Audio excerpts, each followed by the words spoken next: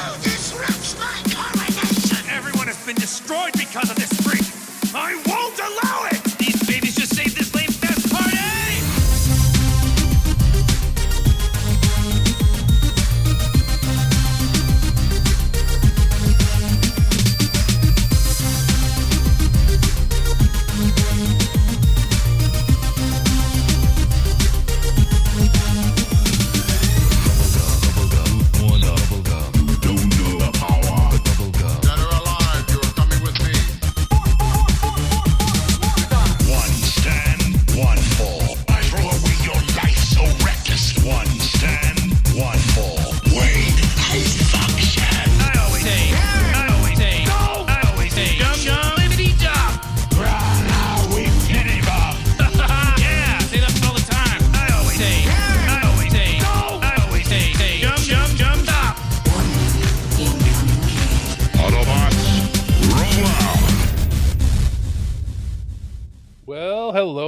Hello, everybody. It is I, Alex, the producer, here to give you a little peek into the geek news, weird news, and what's up and reviews of the week for This Week in Geek. I'll be flying solo, as previously stated on other shows, until Birdman is back sometime, probably the first or second week of August. And we're currently in the middle of E3 / Summer Game Fest / Alex doesn't get to sleep for the next week coverage, plus the hundreds of promotional emails that I'm having to wade through to see what's spam, what's real, what's not, and what's actually interesting. But yeah, this is going to be for this week, and probably next week will be shorter shows. I mean, there's news here, but we're going to sort of jump through it as quickly as possible. As far as reviews go, I've got a couple of movies I think to talk about here. I don't have any games. There hasn't been anything sent recently.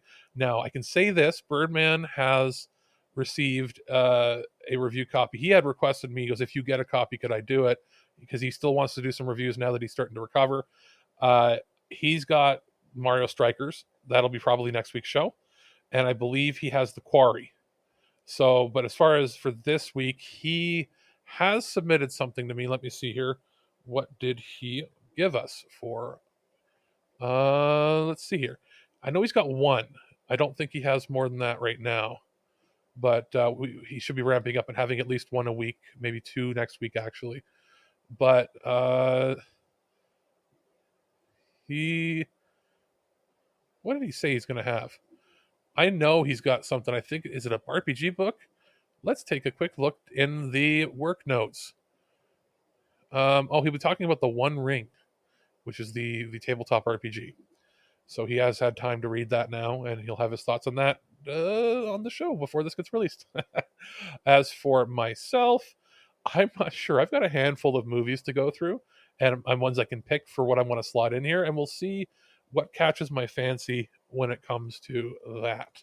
But we've got a bunch of little news stories popping up, mostly media related, some interesting stuff, and we'll obviously have some weird news, but again, shorter show. That's pretty much what's been up with me. I've played some Dragon Age to catch up on the franchise and just sort of remember what was going on with it to get me prepped, because I needed some, comfort food gaming when it comes to that. And then the rest of the week has been a blur because it's been all E3 type stuff. So I have nothing else to discuss. So let's get into one of my reviews before we come back with the geek news of the week. Basically, he was a geeks. Leave me alone, geek boy. Holy shit, you geeks are badass.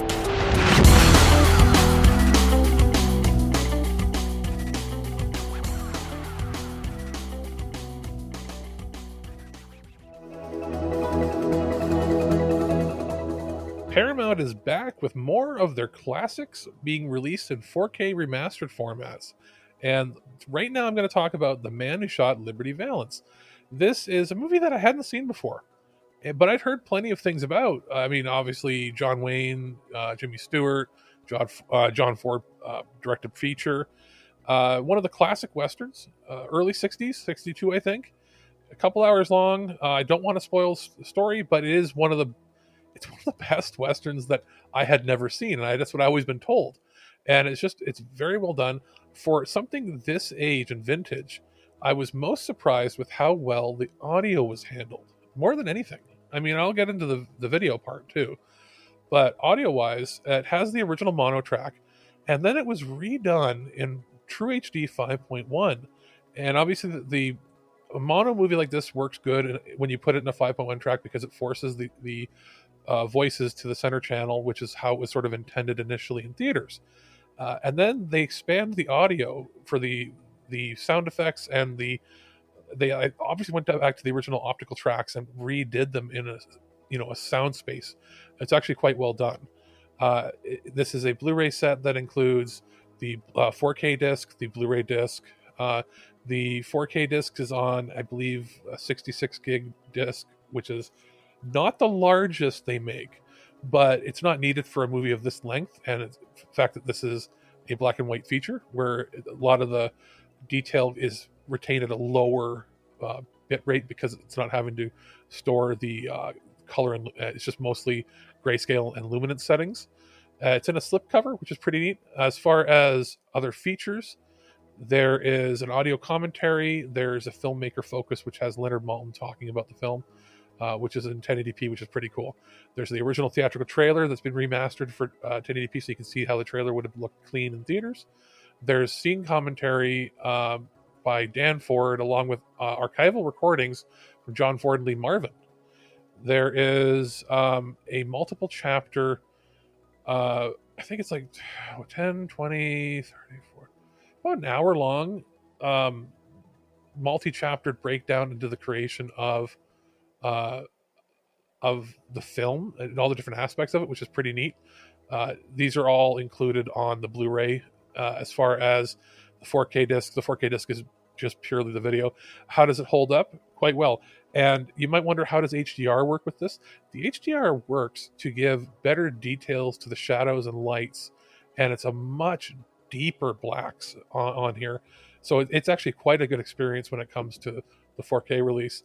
It's has an MSRP of $30 American, and that's actually pretty good for the collectors out there. I think this is a good West, even if you're not a big Western fan.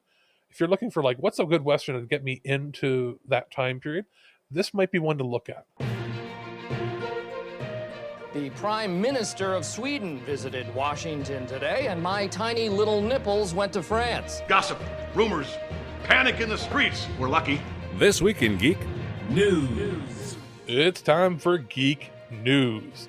What do we have? I grabbed this one story. Birdman grabbed the rest. Thank you, Birdman, because last week was so much going on that I didn't have time to even do the regular show. We had to take a break because it was too much. But we have enough time now. I've managed to scramble and find a way to fit everything in with between home life and Twig life and covering for Birdman and covering for everybody else. We'll see.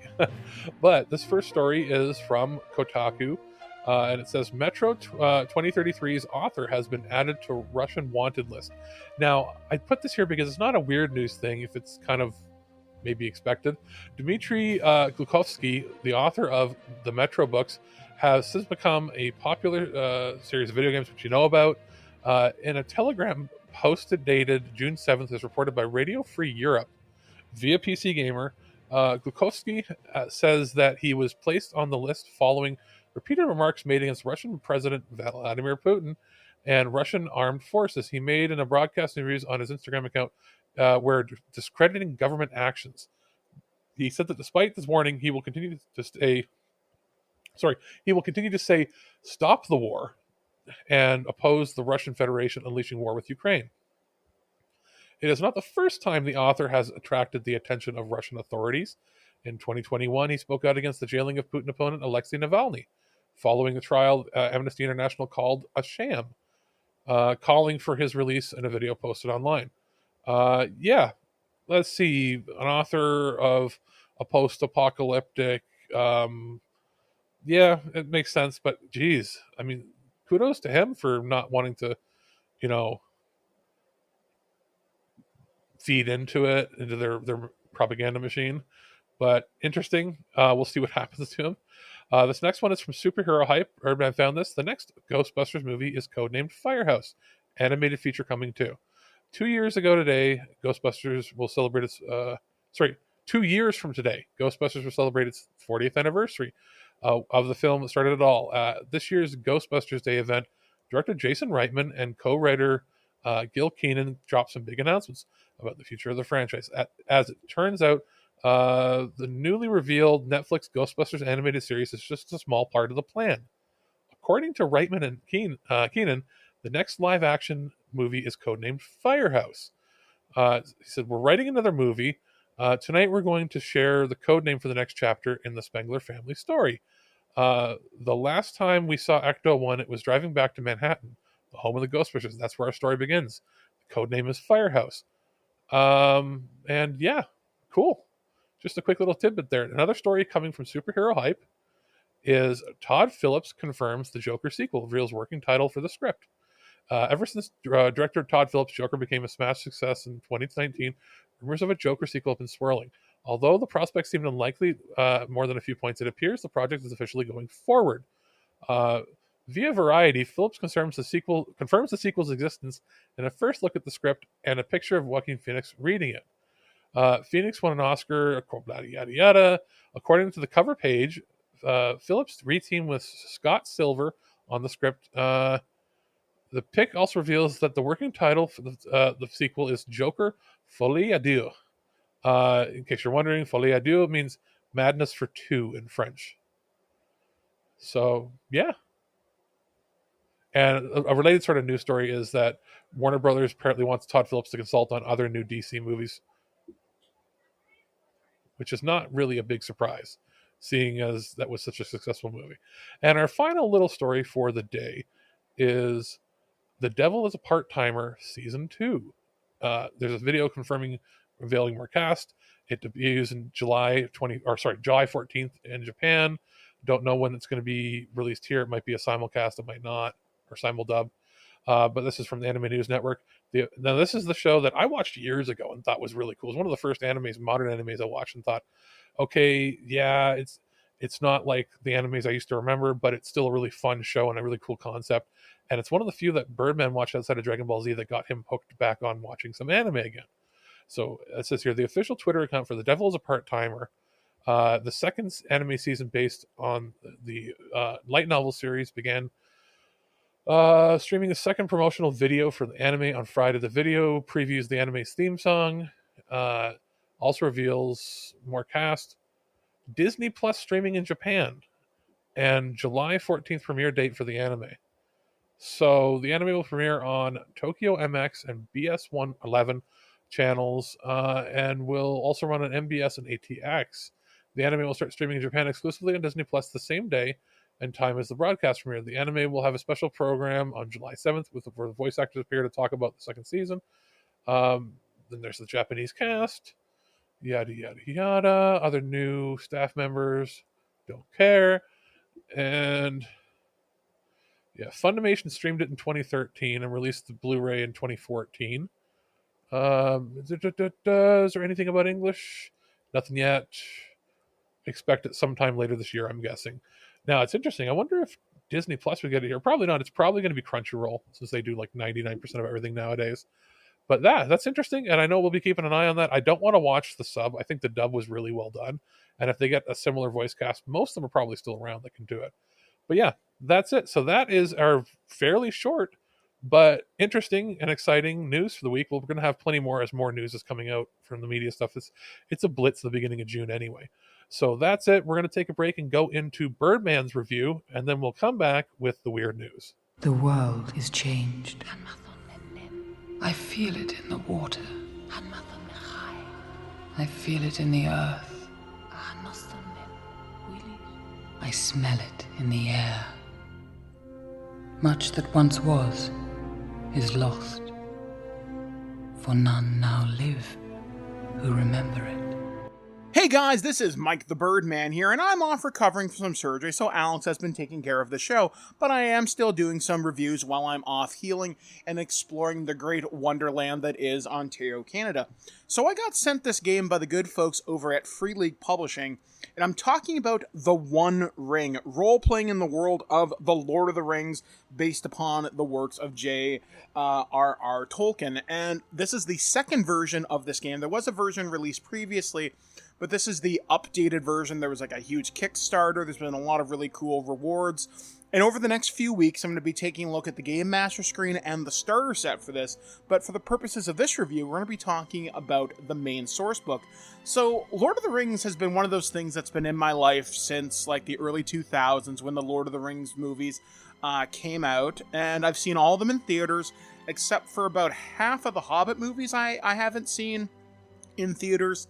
And I reviewed the huge 4K box set from Warner Brothers and recommended it for our holiday gift guide. And well, I'm pleased to say that when our holiday gift guide rolls around in 2022, I will be recommending this game as a great companion piece if you can get another Hobbits enough together to play this game with you and your friends. So the One Ring uses a system for determining results. It's remarkably simple. You have a couple of D6s, and you can buy specialty dice for this, which I would actually kind of recommend. And when you roll a 6, there is an elven rune on it. And depending on how many of those 6s you roll, with how many based upon your skill or your attribute, something cool might happen. If there's more 6s, then something neat happens. You're also rolling 2 D12s, and those have different runes on them as well. There's the rune for Gandalf, which means no matter what happens, your roll automatically succeeds. No ifs, no ands, no buts. But if you roll a Sauron, which is the lidless eye, then your roll automatically fails. There ain't nothing you can kind of do about it. And if you don't have any ranks in a skill, you're simply rolling that D12, and whatever happens, happens. You have to beat a target number, which is derived from your stats. And the target numbers for each person are different, and there's a chart explaining that. So I would describe this role-playing system as it seems deceptively simple, but it's elegant in its design. Like, there's a lot of numbers to keep track of, which will go down on your sheet, like your hope points, which allow you... Basically, a good way that I thought about this is like in Star Wars, they have force points, so you can use those to buy successes, but there's also shadow points, which is how, you know, Sauron's corrupting influence has over you, and those are like dark side points, and those eventually lead you down the path of basically madness and destruction. And depending on your hero's calling, which is another system which determines why you're doing the things you're doing, one person may be like, oh, I want to discover the dark secrets, and when you become a bad guy, you're removed from play. But, you know, now maybe you're a potential NPC. There's also this thing called the shadow phase, where basically something really freaking bad happens to you, but then your things reset and you're good to go. Combat in this is handled pretty simply. You've got combat proficiencies with like swords, bows, axes, and spears. I like it, although it's a lot to keep track of at first. So one of the things I would really recommend is if people are going to play this game, I would really recommend that every player have a copy of the book. It's simple to learn the basics of the system, but having a lot of these rules right in front of you is a nice option. Plus, you can use the included kind of bookmark here to keep track of relevant sections. I'm pretty sure the GM screen has like rules at a glance, same with the kind of starter set. I haven't cracked those open. So, like I said, we'll be taking a look at those in the upcoming weeks to see how well they work for a kind of new player. The game's setting takes place from the end of The Hobbit to the beginning of The Lord of the Rings, so the end of the Third Age, so you don't need to understand the Silmarillion or any of the supplemental materials from the video games or anything like that, although there are rules to create your own magical items and stuff like that, which is really neat. I'm hoping there'll be a bestiary, like a full bestiary, released for this game. So you don't just have evil men and women, you'll have more orcs, more wolves, there's wights and wraiths, but I don't think there's fell beasts, if I recall. You know, just... Oh, and there's trolls too, because why wouldn't there be? I don't know, give me weirder stuff. And this doesn't have to be D&D, where you're running into, like, beholders or anything. But, you know, just more monsters is always welcome. just give you a little bit more. When I come to recommending this game, I think to get the most experience, to get the most fully fleshed out experience, being a big fan of the IP would definitely help you, and the movies would suffice. I think if you've read the books, I think you'll be a little bit more immersed. But if you have a good lore master, the person who's the game master for this, and if you have a group of players who at least know the movies fairly well, you're going to have a really enriched experience as you explore the world of Eridor, but you're also seeing all the surrounding lands like Rivendell. I'm hoping there'll be like a Mordor book at some point or some kind of an expansion for that. And you know, give other adventures, like you don't run into any of the rings, at least not by name anyway. And I don't know, I would just like to see things a little bit more expanded. Like, if anything, this book gives you a really specific scope and setting for this, which is great. Like, we're playing during the Fellowship and the War of the Ring and the end of The Hobbit, and you can actually have Bilbo and Gandalf as patrons who give you your adventures and why you're out there preserving secrets. There's even a mention to Tom Bombadil in there too. He can actually be a patron too, if I remember right. So overall, the One Ring, it's a really cool game, and I think with Free League demonstrating how well they respect licensed materials, like their Alien game, I will go to bat for any day of the week. And it would be really cool if somehow the Tales from the Loop system could be adapted to Stranger Things. It demonstrates to me just how much love and care is put into it. And the One Ring is probably the best Lord of the Rings RPG I've seen. And I've owned about 2 or 3 different versions of it. I've had the one that was done by Cubicle 7. I had the one that was done by Decipher. And I want to say I had one more. I think it was just called Merp. So check this game out. It's most definitely worth your time if you're a Lord of the Rings nut. And I think it's just a wonderful read if you're not. And overall, go out there, go find the Rings of Power and save Middle-earth from the evilness that is Sauron. And have some elven fry bread along the way. For within these rings was bound the strength and will to govern each race. But they were all of them deceived, for another ring was made. In the land of Mordor, in the fires of Mount Doom, the Dark Lord Sauron forged in secret a master ring to control all others. And into this ring he poured his cruelty, his malice, and his will to dominate all life. One ring to rule them all. Go crazy? Don't mind if I do! Human sacrifice, dogs and cats living together, mass hysteria! It's time for the weird news, and we've got 4 quick stories for you, all grabbed by Birdman. I didn't get anything weird and crazy this week, so let's see what he has. This is brought to us from Boing Boing. Cyclist wins part of race before running over his wife, sending her to the hospital.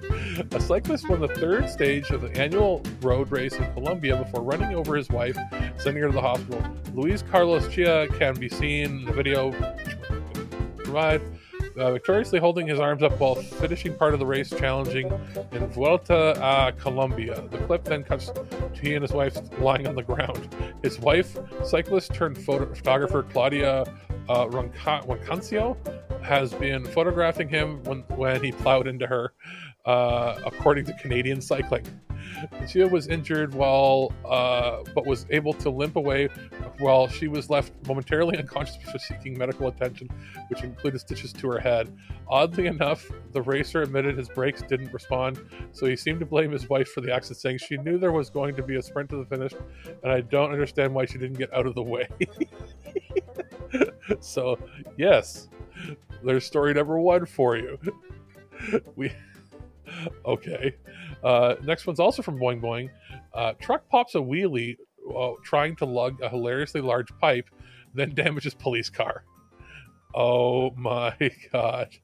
There is a video of this. You can probably search it up. I don't think I can actually link it in our notes, says a tiny truck bit off more than it could chew when it tried to lug a large pipe twice its size. Not only did the heavy load cause the truck to stall, it also forced the little guy to pop an impressive wheelie and even ride down a hill backwards on just 2 wheels. Grand finale, it later made over to another street where it side-swiped a couple of parked cars, including, according to Cadena Sir, one belonged to the police. This is clearly a bad day for the little engine that couldn't.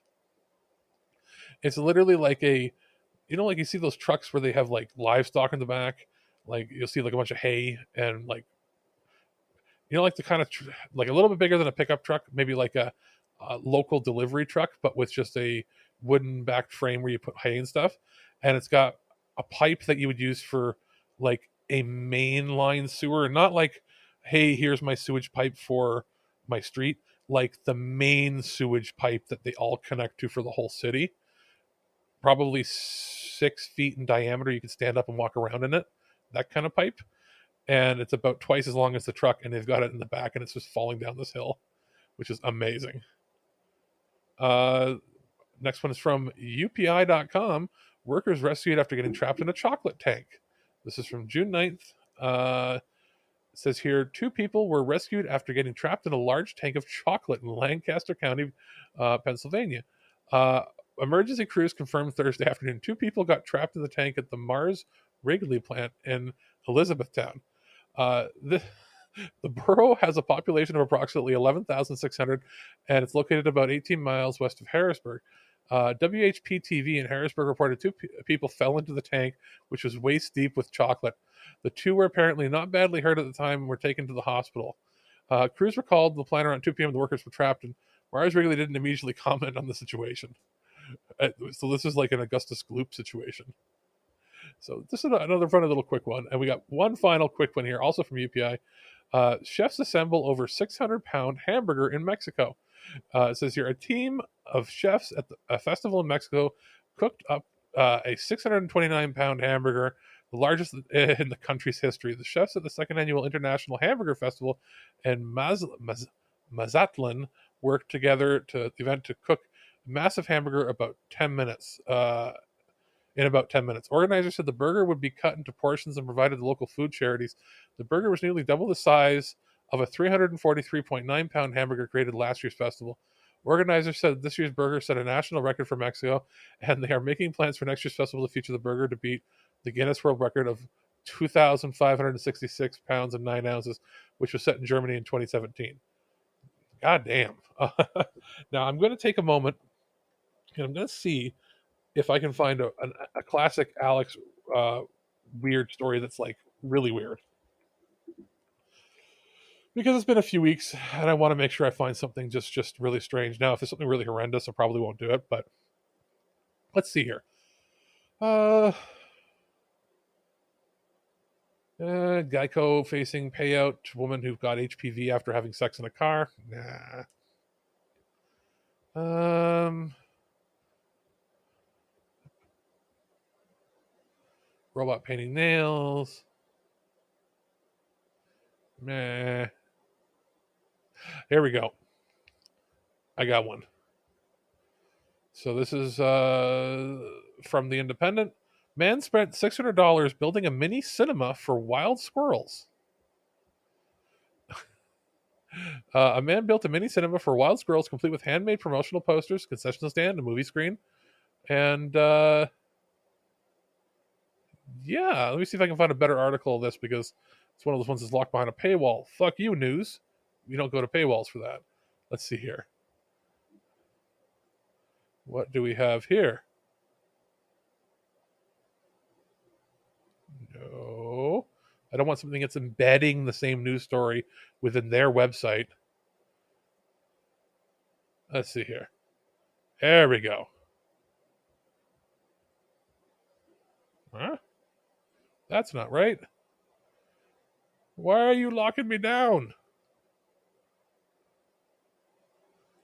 I just want to see if there's pictures of it.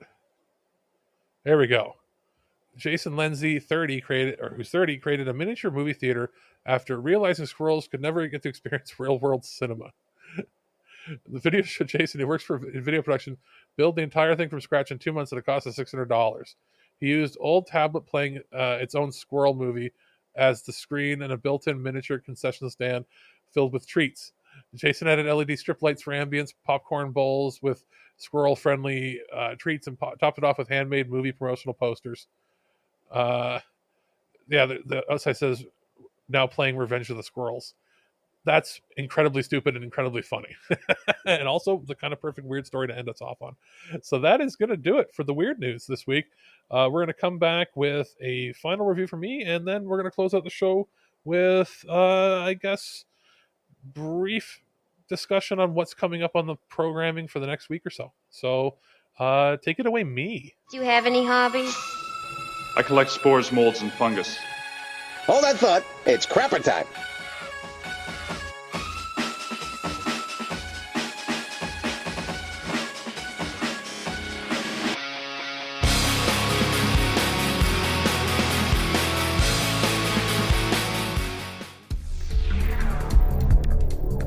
Our friends at Paramount Pictures sent over Yellowstone, the first 4 seasons on Blu-ray. These are previously been released, so if you've known about them, it has all the same features that were on those individual releases, but they've been bundled together in a new slip box, which is not just a plain cardboard slip box. It actually has texture to the outside, which is not something I usually see from these more budgetary releases, in that this is being released, it has an MSRP of $100, but the reality is it's selling on Amazon and on Walmart and other such places for about $65 US, give or take. And that's a pretty good deal for 4 seasons. This is the one franchise that has been super lucrative for Paramount, in that spin-offs of this, like there's a whole bunch. They've got like three or 4 in the works. I think 1883 was the first one to come out. And that's the reason that I wanted to subscribe to Paramount Plus for the prequel show. And this is, obviously the most popular show on Paramount, the most popular show on the former Spike TV Paramount network. It's keeping them afloat when it comes to dramas and the high quality stuff there versus the procedural stuff that you usually see, which is fun too on the CBS channels. But what you get here is every episode is in its original aspect, which is 2-to-1 ratio, the more cinematic look for television. Everything is lossless 5.1 surround. As far as special features that are included, there's behind the scenes on discs 1 and 2 of season 1. Disc 3 of season 1 has a plethora of other features. Same goes for season 2, has the same amount of stuff, pretty much the same order too. Like, they plan to have a lot of content for it. Season 3 has the exact same, so behind the scenes on each disc, as well as a plethora of additional stuff. Same with season 4, has the same deal. The 4th disc have another behind the story for each episode. Excuse me. Plus it has origins and working with the different stars, working with the park, working with the scenery and how they put everything together. It's just really well made and well produced. And this is a show where they intend to have special features made for it.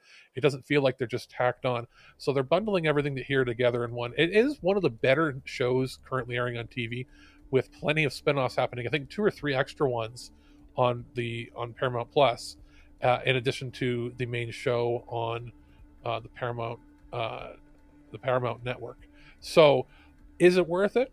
It does have some brutal moments in it. It can be kind of gory. It can be kind of heavy with topics. It can be a little triggering, but it's a really good drama. And I would actually suggest you check it out. And it is, I looked up the prices. Buying them individually, even now after some of them have been out for a while, is more expensive than it is buying this bundled together. Individually, you're looking at about $28 to $35 Canadian for each individual season. It's basically half price if you buy them together in this 4-season bundle. So I would consider that, if you end up watching it and you're a fan, it's worth checking out for sure. Those magnificent bastards. Color me kooky, but something very odd is going on around here. You're not allowed to talk anymore. And that just about does it for the show this week. What do we have coming up? Now, lots of gaming stuff. We will have it's either out already or we'll have our discussion on the Xbox showcase, and we'll be having a final discussion on all of the Summer Gaming stuff, Summer Game Fest discussion later on, maybe this week or maybe early next week at the latest. We also have I think this week we're going to be having another Future Imperfect. I got to double check. Yeah, we have our Future Imperfect episode, which is our pitches, for new Star Trek shows. Now, this was recorded prior to Strange New Worlds premiering because we wanted to record some stuff with Birdman ahead of time, and we'll see how things align with what we thought a show should be. But this has Birdman on it. We had some pretty cool ideas. So we'll have this out. We'll also be having episode 11 of SG TWIG. We're getting close to the end, people. And we got a few more weeks of that. And then we're going to have a new Earth versus Soup. There's plenty of those coming. And as far as... I don't know what other games I'm going to have preview, but I know that Birdman should have Mario Strikers and The Quarry in the next week or so. His reviews will be out for that. We were trying to do the quarterly topic show like we did with the Halo one. It's not going to work out because it's Michael's surgery and because of just schedules and everything. So it's probably going to be 3 a year. It will alternate. So the next one will be mine. It'll probably be mid-summer when we do our topic, whatever I pick. And I think after I do that topic, I'm going to take a break for a couple of weeks. That'll be when I get to take my break when Birdman's back. And then near the end of the year, Birdman will do one. So we'll do the topic shows instead of quarterly. It's going to be 3 times a year, every 4 months or so, to give us time. We might do more later on, but that's just spacing wise is going to make sense for that. And that's it. We'll be back with the regular show again next Monday, and we'll have plenty more programming coming up in the next few weeks. At no point in your rambling, incoherent response were you even close to anything that could be considered a rational thought. Thanks for listening to this episode of This Week in Geek. Hungry for more? Check out our website at thisweekingeek.net. You can subscribe to the podcast, browse our Twitter and Instagram, and leave your thoughts on today's topics. If you'd like to give us some feedback, send us an email at feedback@thisweekingeek.net. Tune in next time, and remember, lower your shields and surrender your listenership. We would be honored if you would join us. Thank you for your cooperation. Good night.